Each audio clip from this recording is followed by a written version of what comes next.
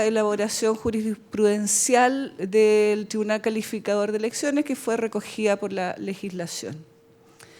Entonces tenemos aquí el concepto, que es el concepto general de notable abandono de deberes, y esta norma contiene lo que nosotros hemos llamado notable abandonos de deberes genérico, por ponerle un nombre, y contiene dos hipótesis.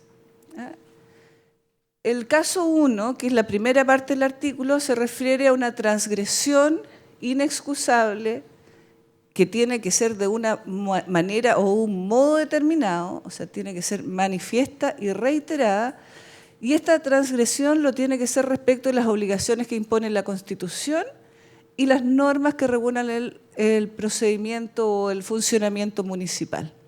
Ese hemos denominado que es el primer caso de notable abandono de deberes, y por otro, porque así lo establece la redacción de la norma, que dice que también hay notable abandono de deberes, dice, así como en aquellos casos en que el alcalde incurra en una acción u omisión que le sea imputable, que cause grave detrimento al patrimonio municipal y afecte gravemente la actividad municipal destinada a dar satisfacciones a las necesidades básicas de la sociedad, de la comunidad local.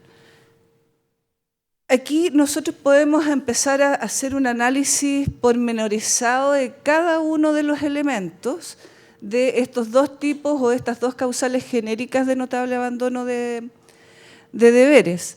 Pero lo principal es que a veces jurisprudencialmente tienden a mezclarse estas dos causales y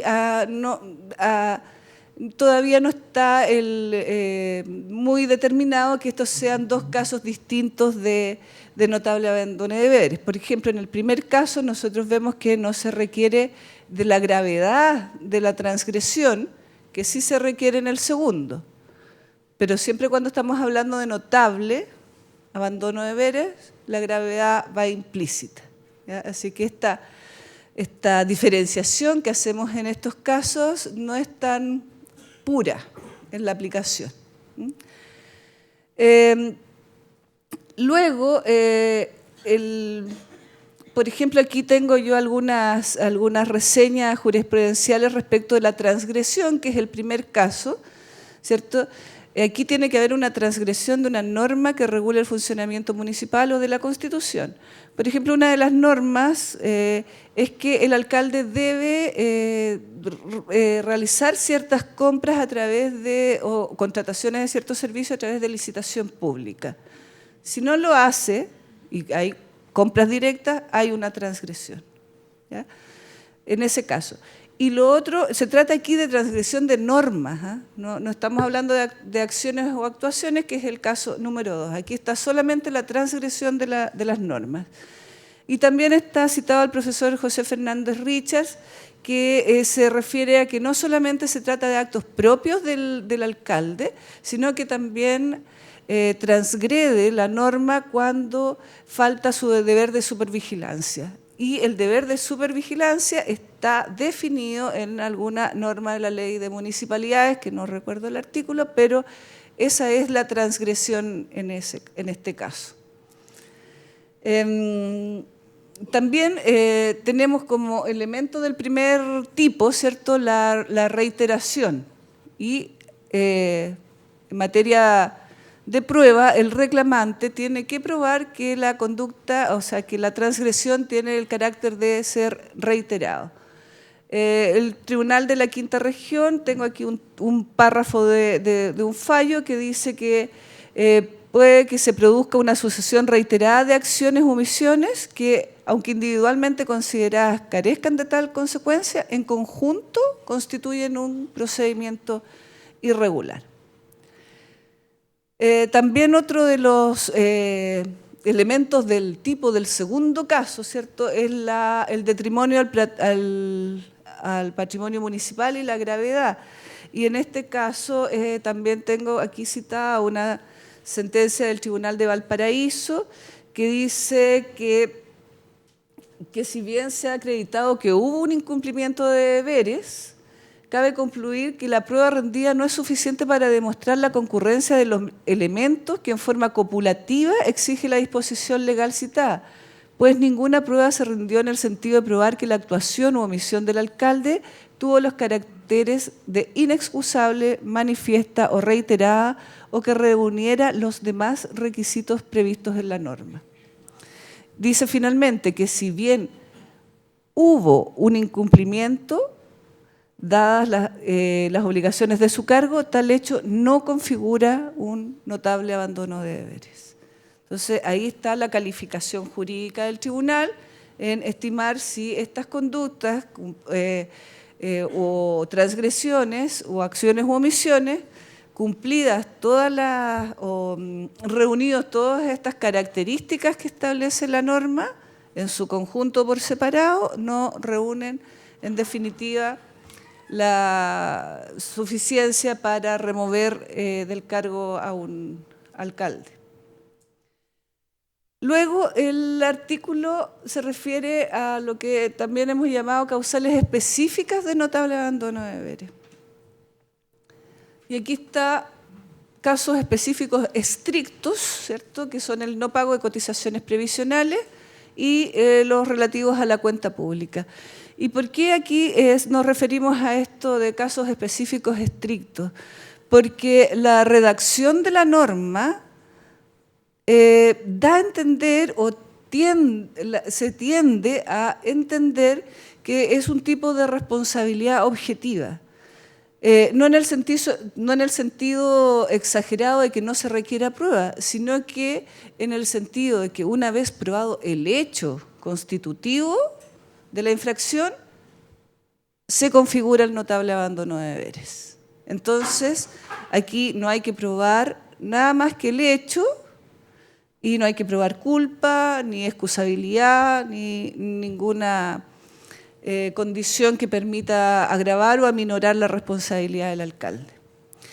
Pero, y lo mismo en relación con la cuenta pública, que también se habla de un tipo de responsabilidad objetiva. A mí no me gusta mucho el término de responsabilidad objetiva porque, en definitiva, vamos a ver que no es tan objetiva la responsabilidad.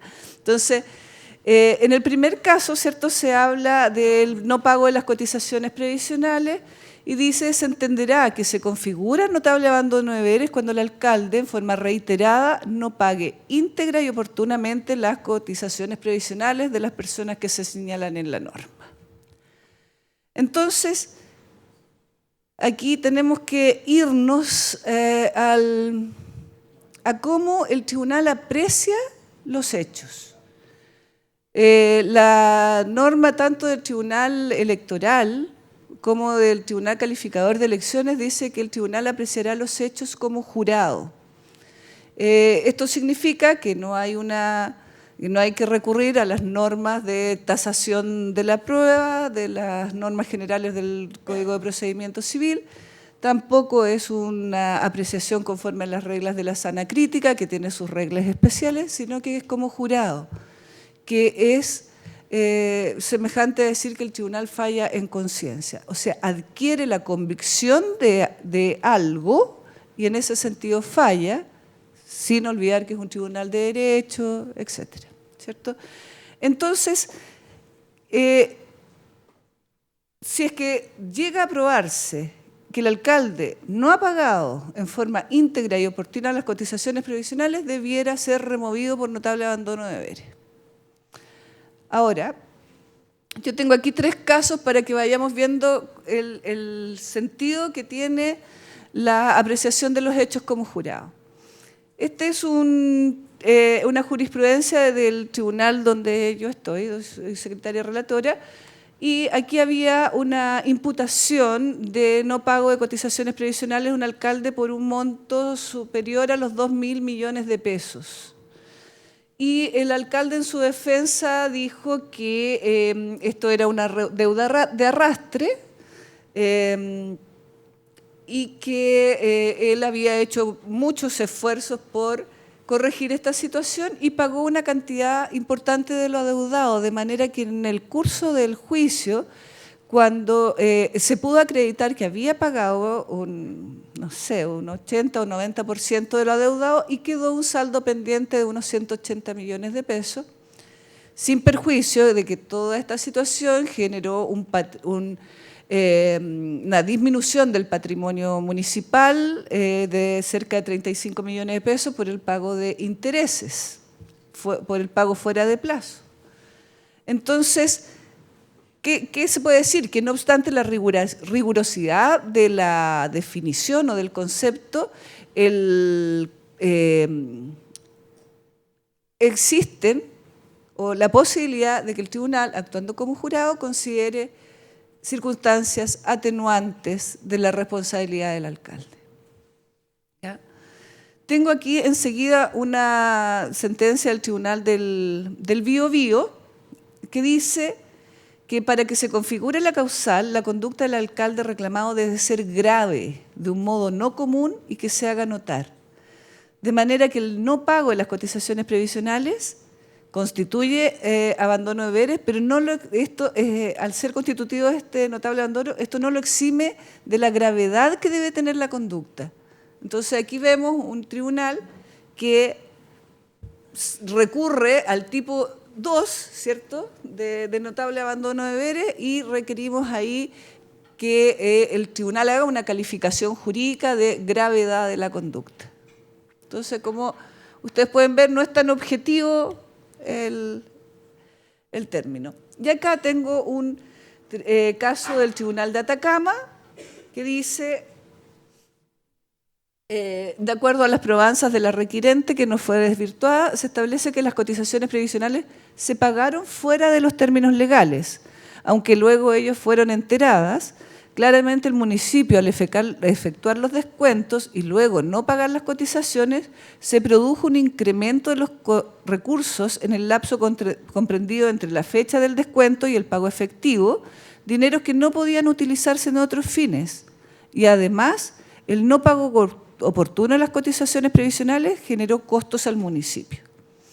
En dicha sanción administrativa no puede sanearse con el hecho de que el municipio haya instruido un sumario con la finalidad de establecer responsabilidades, pues es un hecho objetivo el descuento de cotizaciones previsionales a los funcionarios, las que no fueron enteradas en tiempo y forma, lo que a su turno ocasiona un perjuicio al erario municipal por concepto de multas e intereses.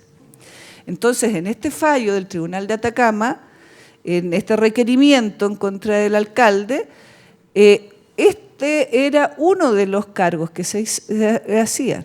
Y el tribunal estimó que este solo cargo era suficiente para remover al alcalde. No consideró ningún otro cargo. Y acreditado el hecho de que no se pagó oportuna e íntegramente las cotizaciones, fue removido. No sé cuál fue el resultado en segunda instancia. ¿Todavía está pendiente? Ah, ya. Bueno.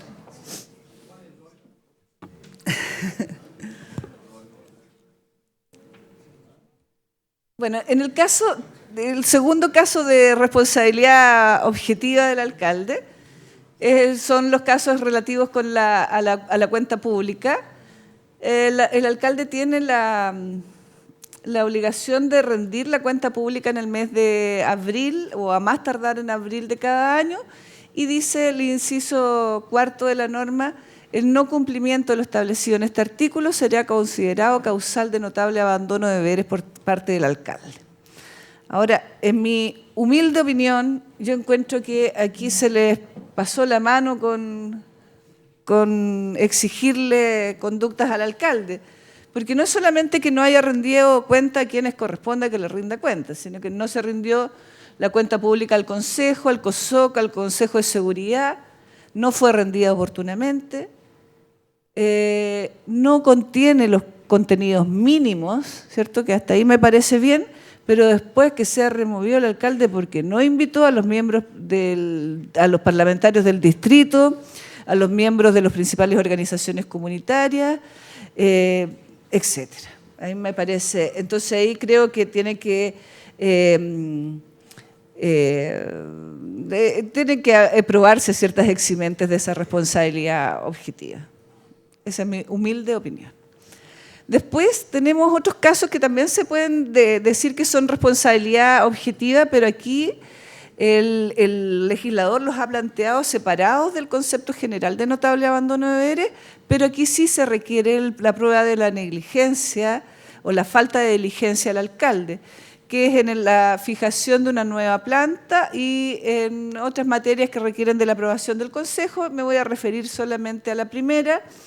Dice que los alcaldes, a través de un reglamento, podrán fijar o modificar plantas del personal de la municipalidad, y dice que en caso de que la fijación de la planta haya considerado una proyección de ingresos y gastos para la municipalidad determinada con negligencia inexcusable, se entenderá que se configura la causal de notable abandono de deberes.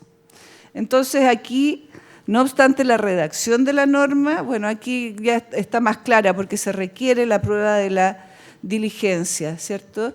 Pero también es un caso separado de notable abandono de deberes. Y hay otros también, como el uso de vehículos municipales, que están ya distribuidos en otros textos legales, pero caben dentro del concepto primario, o el caso primero, que es la transgresión de normas que regulan el funcionamiento municipal. Eso, y lo siguiente ya es la remoción de los alcaldes por transgresiones a las normas sobre probidad administrativa. Existe un concepto general de probidad administrativa, ¿cierto?, que está definido por el artículo 52 de la Ley 18.575, que dice: el principio de la probidad administrativa consiste en observar una conducta funcionaria intachable y un desempeño honesto y leal de la función o cargo con preeminencia del interés general por sobre el particular, ¿cierto? Ese es el concepto amplio de la probidad administrativa y al que deben someterse todas las funcionarios y autoridades públicas. Sin embargo, yo aquí tiendo a discrepar de lo que decía don Luis Cordero en la tarde, en el sentido de que a él le parecía más fácil acreditar el notable abandono de deberes que la falta a la probidad, ¿cierto? A mí me parece que la cosa puede ser al revés, porque no obstante la amplitud de este criterio, de este concepto, existe todo un catálogo de conductas que son constitutivas o representativas de falta a la probidad. Entonces es bastante más sencillo desde el punto de vista de la apreciación de los hechos, catalogar o juzgar sobre la base de un catálogo que sobre la base de un concepto amplio en que hay que ir adecuando o ajustando las conductas a la norma. Eso en cuanto a lo que yo tengo que decir. Muchas gracias.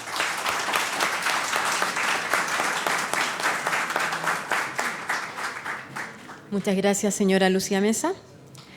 Sobre esta materia, desde la segunda instancia, se refiere la secretaria relatora del Tribunal Calificador de Elecciones, señora Carmen Gloria Valladares Moyano. Gracias.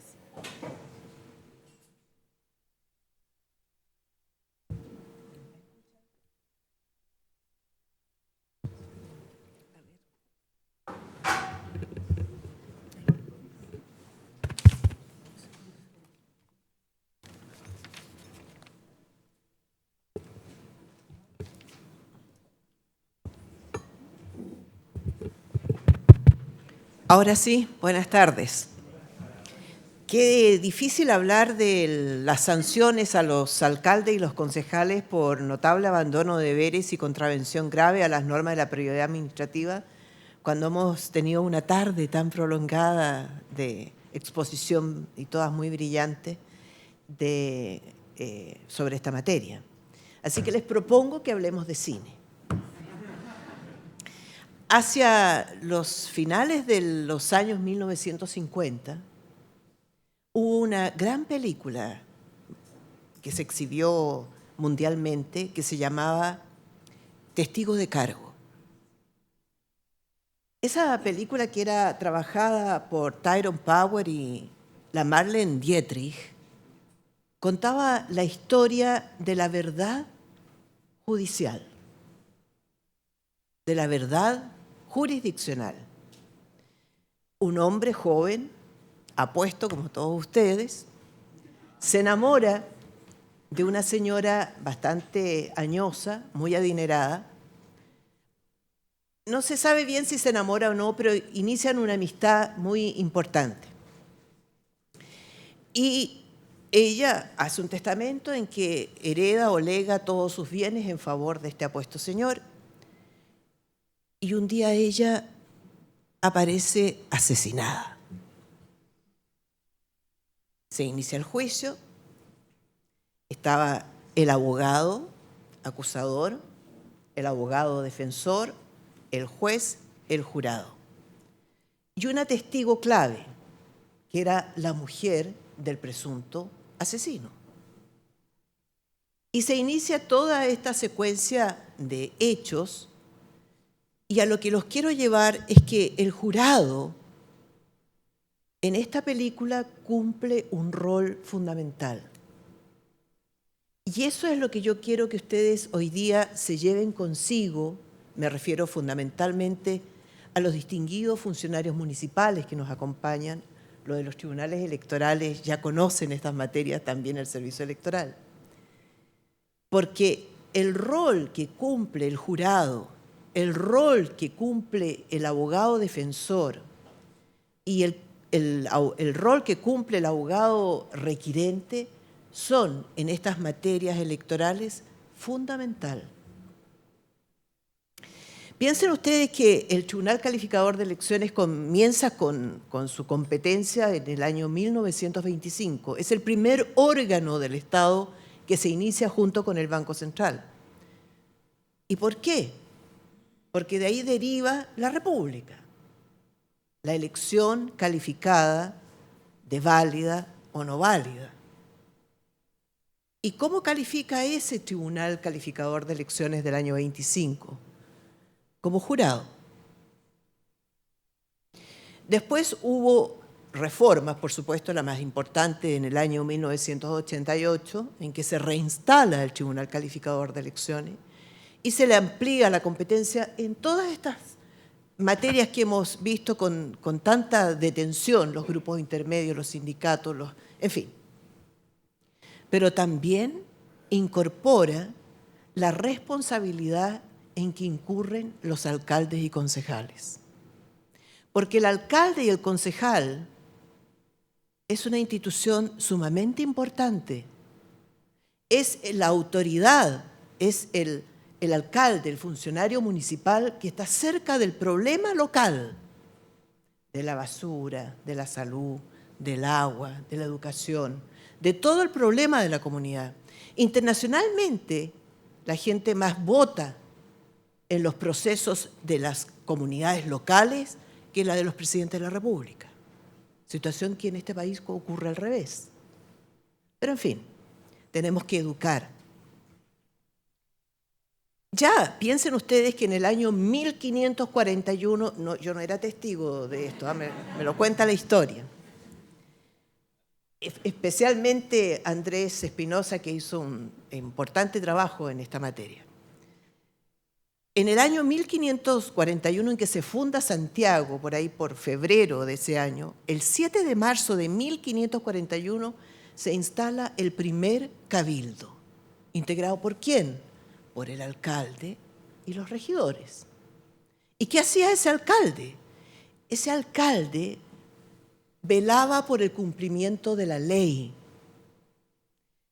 Y de ahí también rescatar el origen etimológico de la palabra, porque alcalde significa el juez. El alcalde, la palabra alcalde, deriva de un dialecto árabe que viene de al-Qadi, el juez. Y el regidor, el que rige, el que gobierna, el que soluciona los problemas de la comunidad. En consecuencia, hoy día, a partir del año 73, ya no tenemos el regidor, pero tenemos el concejal, que deriva del conjunto de regidores que se reunía en los concilios. Es importante señalar que, como todas autoridades, muchos de nosotros somos funcionarios públicos, tenemos principios que tenemos que cumplir, entre ellos el principio de la responsabilidad. Tenemos un montón de principios, la legalidad, la transparencia, en fin. Pero en la materia que nos convoca, el principio de la responsabilidad. Y el principio de la responsabilidad significa lo que decía la señora Lucía, en el cumplimiento de la Constitución, en el cumplimiento de la norma legal, en el cumplimiento de la norma reglamentaria y también muchas veces en el cumplimiento de la norma contractual. Si yo la infrinjo, voy a incurrir en responsabilidad civil, penal, política o administrativa. En el área en que nosotros nos movemos es la responsabilidad administrativa. ¿Y qué es lo que es? Es la infracción de las normas. Pero podría conocerse también de la responsabilidad, del quebrantamiento de una responsabilidad civil, por cierto, y penal, por cierto, el fraude al fisco, a lo mejor es causal de remoción de un alcalde.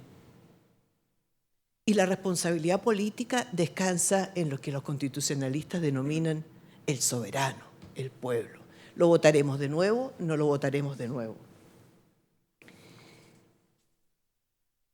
Pero, ¿qué significa notable abandono de deberes y contravención grave a las normas de la probidad administrativa? Ya la señora Lucía Mesa se refirió al punto que originalmente no estaba definido y después ha sido la legislación quien ha ido señalando o tipificando las conductas. Además de lo que decía la señora Lucía respecto de los casos concretos, hay otros casos de tipificación de la conducta en que se entiende configurada la causal de notable abandono de deberes. La Ley de Urbanismo y Construcción, dice el artículo 23, el incumplimiento a esta ley constituye notable abandono de deberes de los alcaldes. Ojo. El decreto ley 3500 dice, el no pago de las cotizaciones previsionales constituye notable abandono de deberes. El no traspaso del acta que tiene que hacerse al momento que cesa el funcionario alcalde a la nueva administración, no lo hace, notable abandono de deberes. Hay casos en que se tipifica esta conducta, pero no voy a entrar al concepto porque ya lo definió muy bien la señora Lucía y también lo hizo respecto del concepto de contravención grave a las normas de la probidad administrativa. Pero ¿cuál es la característica? ¿Qué es lo que se tiene que tener presente o qué es lo que el juez tiene que tener presente al momento de conocer los hechos? Si el abandono de deberes es notable y si la contravención a la probidad es grave. Es decir, no cualquier abandono constituye una causal de remoción. No cualquier contravención a las normas de la probidad administrativa constituye una causal de remoción.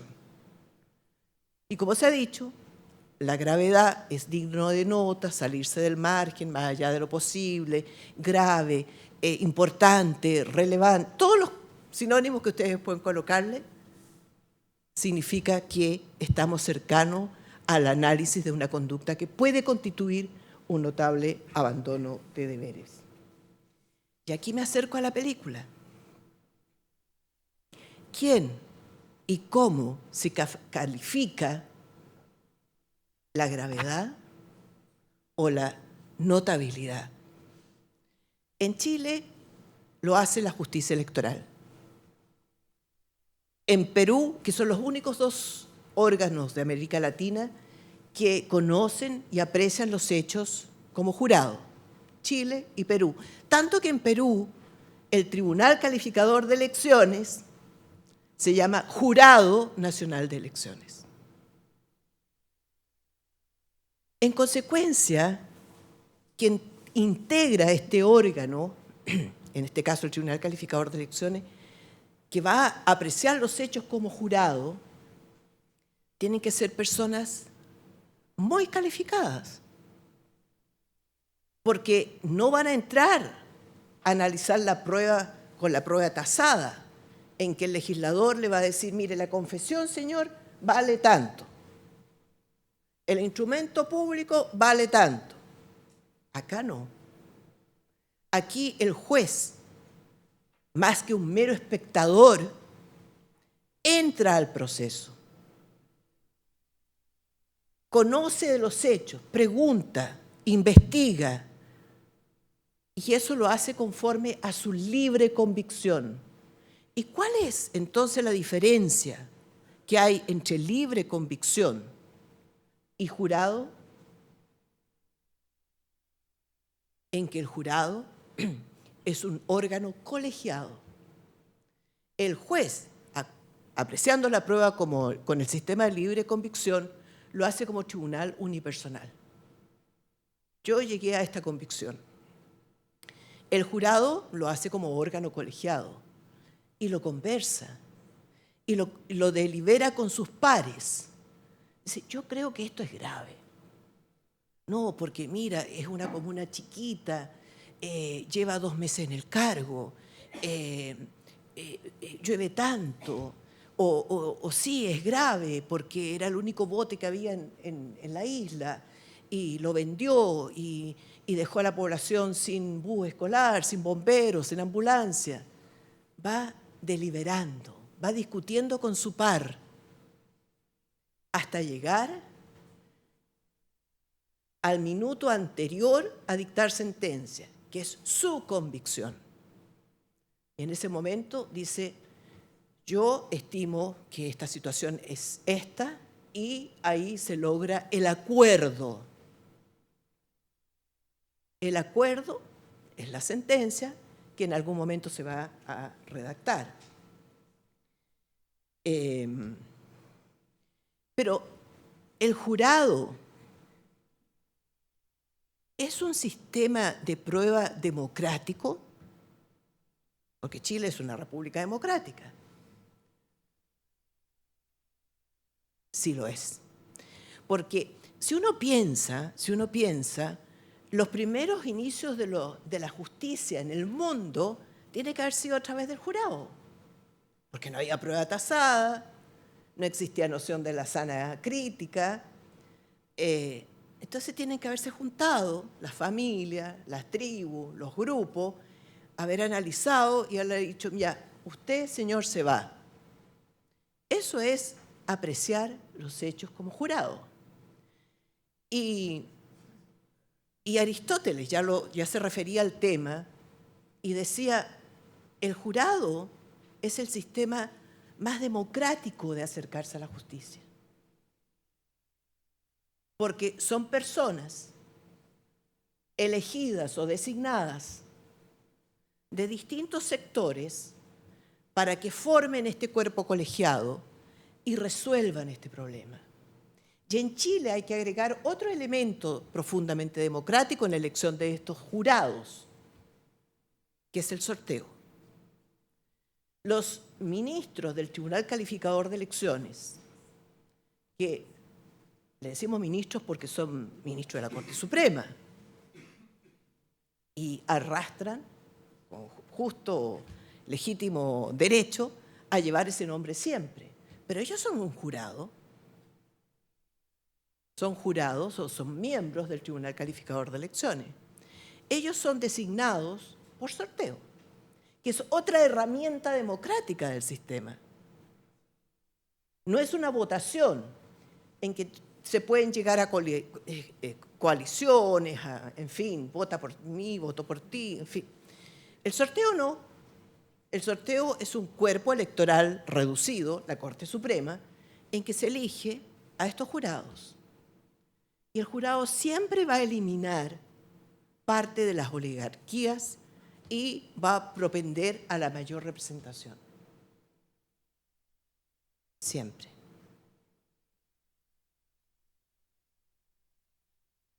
Y en el Tribunal Calificador de Elecciones se produce esta situación. Se ponderan los hechos conforme a las convicciones que ellos adquieren, considerando los medios de prueba.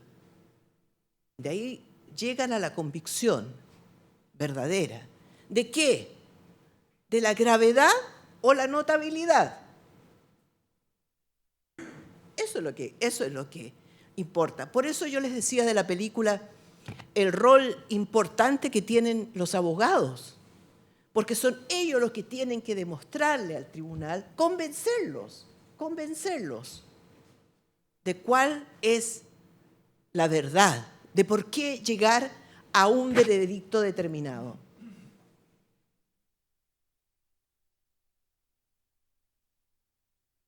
Ahora, que el Tribunal Calificador de Elecciones y la justicia electoral en general aprecie los hechos como jurado, es decir, con esta libre convicción interna como cuerpo colegiado, no significa que no tenga herramientas de tramitación, claro que las tiene, que son los autos acordados, que nos han pelado mucho, que son tremendamente largos, pero bueno.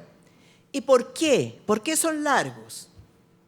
Porque tienen que detallar pormenorizadamente todo el procedimiento de cada una de las instancias que conoce el Tribunal Calificador de Elecciones. ¿Por qué? Porque el Tribunal Calificador aprecia el hecho como jurado. Y si no digo nada, entran las reglas de la prueba tasada del Código de Procedimiento Civil. Entonces la tramitación se organiza por estos instrumentos que son los autos acordados, que regulan que procede el recurso de apelación en materia de alcalde y concejales por notable abandono de deberes o contravención a las normas administrativas dictada por los tribunales electorales. Llega el expediente al Tribunal Calificador de Elecciones, se le coloca un certificado de ingreso. De ahí cuentan los 5 días que tienen los abogados para pedir alegatos. Si no los pido, no van a alegar. La causa se va a ver, claro, pero en cuenta.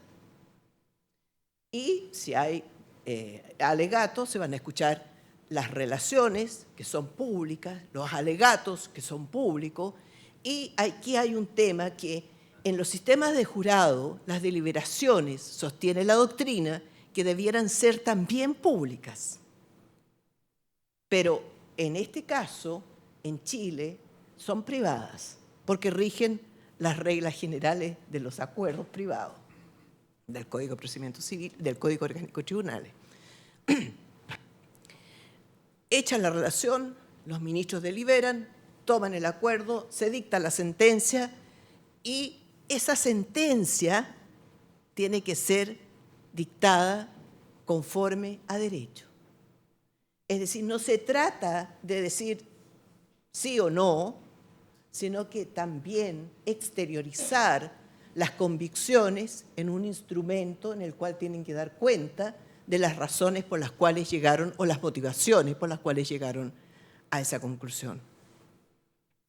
Esa sentencia se notifica por el Estado Diario y contra las sentencias del Tribunal Calificador de Elecciones no procede recurso alguno, salvo la rectificación dentro de 5 días para las partes o de oficio por parte del tribunal.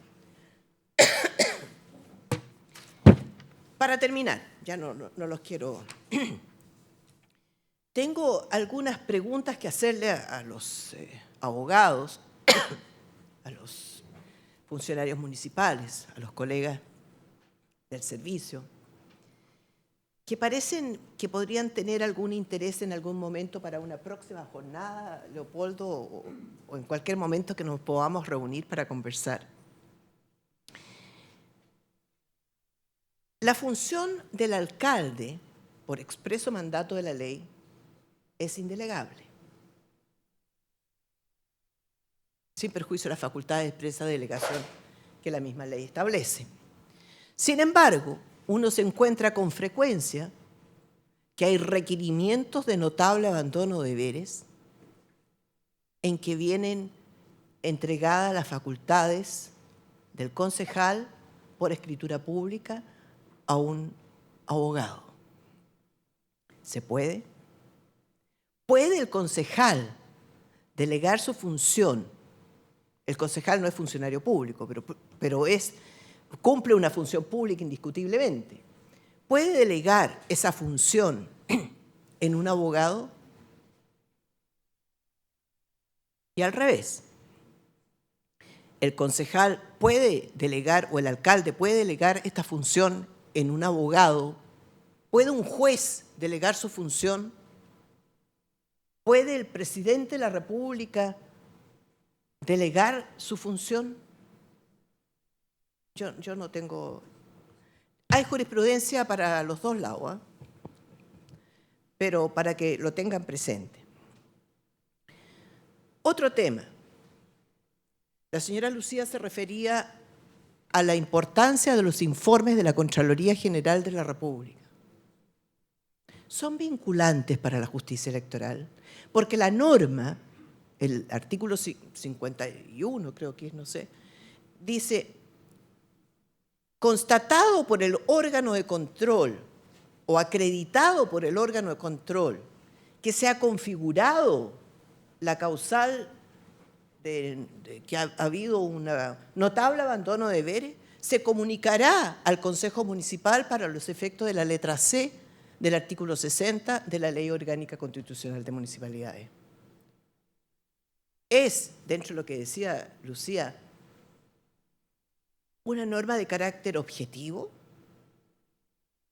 o, es decir, ¿es vinculante el informe de la Contraloría o es un mero antecedente que aporta una cantidad importante de pruebas que el tribunal debe apreciar como jurado y resolver sobre ese punto?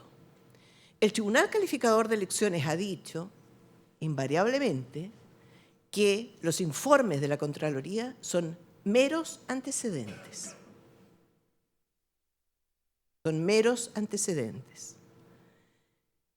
Y con frecuencia nosotros encontramos requerimiento en que es la copia del informe de la Contraloría, con las mismas faltas, con las mismas situaciones, etcétera, etcétera. Igual.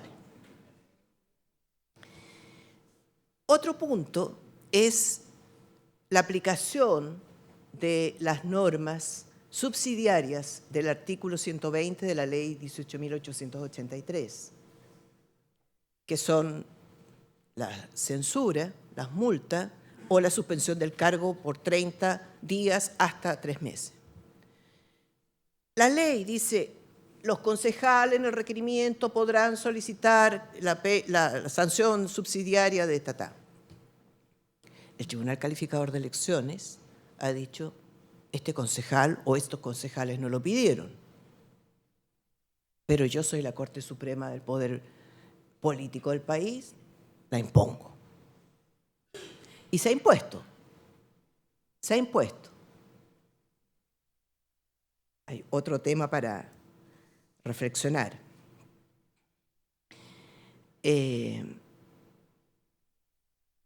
Y una última cosita, hay varias que podríamos conversar, pero última cosita es curioso que el legislador, para las remociones de los alcaldes, lo exima de la obligación de contar con abogado. Y en el caso de remover o de solicitar la remoción de un concejal, sí necesita el patrocinio de un abogado. Entonces ustedes que van a ser todos legisladores el día de mañana, o muchos de ustedes van a ser legisladores, para que vayan tomando nota de cada una de estas situaciones que hay que conversarla. Les agradezco muchísimo, sobre todo a mis colegas de regiones que han podido estar presentes, y ya nos juntaremos para poder conversar algunos detalles sobre esta materia. Muchísimas gracias.